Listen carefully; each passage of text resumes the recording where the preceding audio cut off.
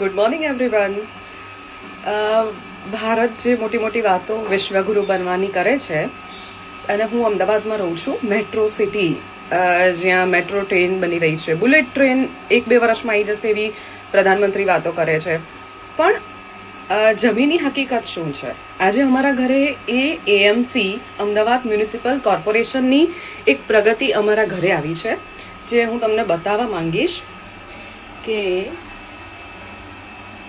જો આજે અમારા ઘરે આવેલું આ પાણી છે, તમે જુઓ છો કેટલું મસ્ત પાણી અમારા ઘરે આવ્યું છે.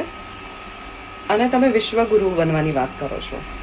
તમારે સૌથી પહેલા ખાલી એક તમે ગટર, પાણી અને રોડ, આટલી સુવિધા જે પ્રાથમિક કહેવાય એ નથી કરી શકતા, તો આ જે અમારી ડોલમાં ડબલું પડ્યું છે ને, એમાં તમારે ડૂબી મરવું જોઈએ. અને મોટી મોટી વિશ્વગુરુ બનવાની વાત પછી કરજો. પહેલા જે લોકો, આપણા જે સ્થાનિક લોકો છે ને, એ લોકોને કેટલું ચોખ્ખું પાણી પહોંચાડવું જોઈએ એ બીજા દેશો સુધી શીખી લેજો. કેમ કે એ લોકો જે આટલા ખોબા જેવડા દેશો છે ને, સિંગાપુર, મલેશિયા, એ બધા બી આપણા પછી આવેલા ને આપણાથી વધારે જલ્દી વિકસિત થઈ ગયા છે, આપણાથી 50 વર્ષ આગળ છે. તો તમે વિશ્વગુરુ બનવાની વાત છોડો ને, પહેલા જે પ્રાથમિક સુવિધા તમારા જનતાની છે ને, એને આપવાની વાત પહેલા કરો. આ જ પાણી જો તમારા કોઈ કોર્પોરેટરના ત્યાં, કોઈ ધારાસભ્યના ત્યાં આવ્યું હોત